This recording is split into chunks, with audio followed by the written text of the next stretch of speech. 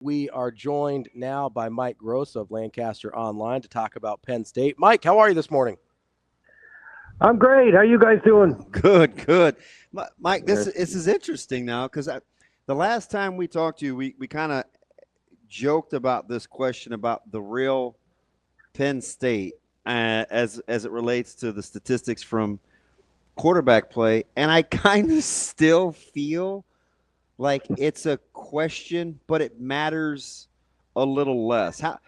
How have we gotten over the fact that it may not look the way that we want it to, but it sure is effective for this Penn State bunch?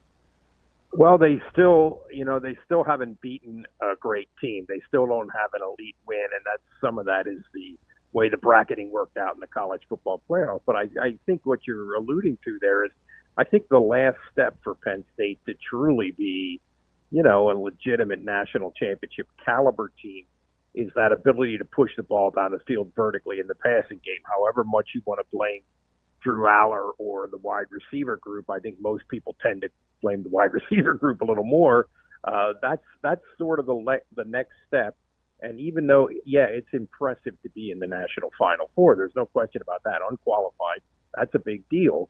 But I still think that they have that step to go, and it's going to be difficult to take that step against the back end of Notre Dame's defense, I think. Yeah, Mike, I'm glad you brought that up because that was going to be my next question. Was it's not like they get a super easy matchup trying to push the ball down the field against Notre Dame. Yeah. We saw all the issues Georgia had trying to score against that Notre Dame back end. I guess, is that your biggest concern against Notre Dame, is just the Penn State wide receivers against the Notre Dame secondary? Yeah, I thought if I was sort of bullish on the wide receivers in that matchup, I think I would be picking Penn State to win the game, which I'm not. But I think that Penn State has four games in a row now. They've run the ball very effectively against pretty good teams. I mean, SMU was the fourth-ranked rush defense in the country. So that piece of it, their offensive line, and I think the good health of both Nick Singleton and Katron Allen play into that. So they are going to be able to. I think they're going to be able to run the ball okay. Although this is the best defense they've played probably since Ohio State. But the other piece is getting it down the field vertically a little bit. And we know about Tyler Warren. He's sort of the ultimate wild card factor in all of this. But getting the ball down the field and Notre Dame does an amazing job. I don't know if this is a repeatable thing, but they could do an amazing job of A, forcing turnovers, and B, getting big plays out of special teams. So they, Riley Leonard could be the offensive player of the game in their last game, and he threw for 90 yards. Mike, when can we move on? Or maybe you guys have, but I have a feeling I know where you're going. When can we move on from this whole thing about James Franklin and big games or ranked opponents or good is it going back to your original comment about maybe not a signature win, but maybe a benchmark game like this? He wins so stinking much. When can we move on from whatever the stigma is that's attached when we rank him in the pantheon of coaching prowess? Well, we can move on at about 11 o'clock on Thursday night. Interesting. Gotcha. That's when it'll happen. I mean, nothing has, even though they've gotten this far, nothing has happened to really change that narrative. If you think about it, they have 2 wins in the college football playoff. Both of them, if they had lost, it would have refired up the chorus of fire James Franklin. So that's where we are until they beat an elite team with high stakes. I do think there's a lot to be said for winning the games you're supposed to win very, very, very consistently, which they have done under Franklin. And look around the country this year and think about the teams that were not able to do that. So that is a big deal. But again, it's not going to go away until, the next opportunity happens on Thursday night. So, Mike, you mentioned had they lost either to SMU or Boise State, obviously things would have gotten really noisy for James Franklin again. What happens if they Yep. lose to Notre Dame? Obviously, if they win, that is it's a big swing the other direction. But what happens if they lose to a team that is viewed more like Ohio State than a Boise or an SMU is? Right. Yeah. Sure. Yeah. I think that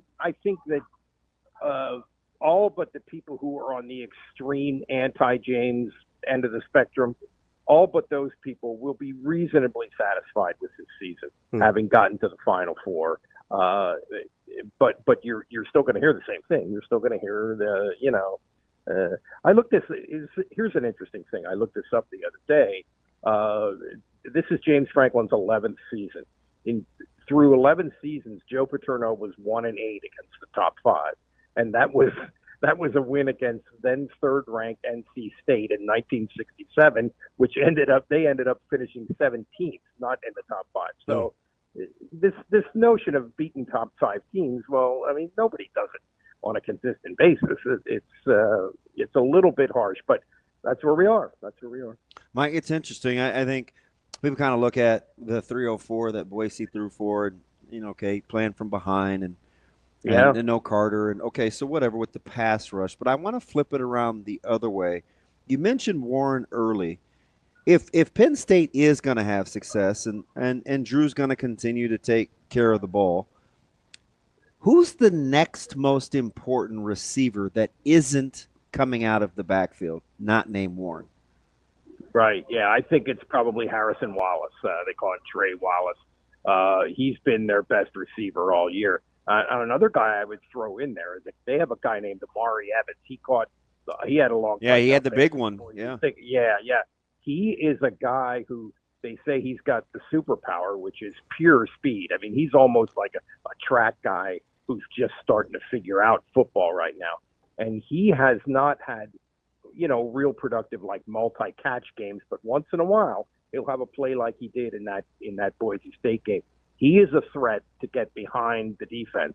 Obviously, that's going to be more difficult to do against the Irish than it was against Boise. We're talking to Mike Gross of Lancaster Online. Mike, as you look at this Penn State team, not to fast forward past this week at all, but as you look at this team, how do you think they're set up moving forward? Like in the context of James Franklin and his career at Penn State, does this feel like if he doesn't get it now, then we might be waiting a couple more years for another crack at this? Or does it feel like, hey, they're ready to roll this thing back again if they don't get past Notre Dame? Well, I think they're ready to roll this back again in the sense that it's now a playoff sport. It's now a tournament sport. They have an excellent chance to get in the tournament. And in the current moment where it seems like there's a little more parity than there's been for a while, if you can figure if you can get in the tournament, you got a chance. The opposite argument I would say is that this recruiting class of 2022, which are now in their third year, which is Drew Aller, Nick Singleton, Katron Allen, Abdul Carter, et cetera, it's one of the best in the country. They're not going to have all of those guys after this year. This is almost certainly Abdul Carter's last game, even if he's healthy. This group's going to break up a little bit, and this was an outstanding group who I do think made the next step this year, particularly in Aller's case, in the third year, where he's really made a step in terms of just knowing how to be a college quarterback. So that piece that they have right now is going to be tough to replace. Mike, it's interesting because, Carter gets all the headlines, and it's ultimately who my question's about, but I get it with Sutton and Thomas and Durant and Vanover. That front four is tough. Yeah. And you played, 3/4 of that game without Carter. I don't ever want to understate the impact, but how much of that is kind of like a blessing in disguise to show that there is a high level of functionality without Carter, knowing you could probably get a healthy Carter back, healthier. Right. Yeah, that's right. And they certainly defensive end is a real strength. And you mentioned Vanover. I thought he had a really he's incredible against Boise. You talk about setting the edge, man. He was the key to that Ashton Genty thing, keeping him under. And I thought that Dennis Sutton who, by the way, is in that same recruiting class and was a higher level recruit than Abdul Carter was. He was a 5-star. But anyway, I thought he had an excellent game. They got a lot of dudes on defense, and maybe if you take Carter out of the equation, it's a game planning thing because the other team is devoting some game planning and prep time to finding where he is all the time. And now maybe you take that element away a little bit. But yeah, they're good. They're good up front. Penn State has a good defense. Penn State has, I think, a top 5 defense. I think Notre Dame does too. I think both of these teams, their defenses are a little ahead of their offenses. Bill, you like the fact they're built to stop QB run game? I'm sorry, say that again? Do you like the fact that they're built to stop QB run game? Yeah. I think that's a good point. And with SMU's quarterback, I thought they were more of like a contain type thing rather than attack. So it'll be interesting to see if they do the same thing with Leonard.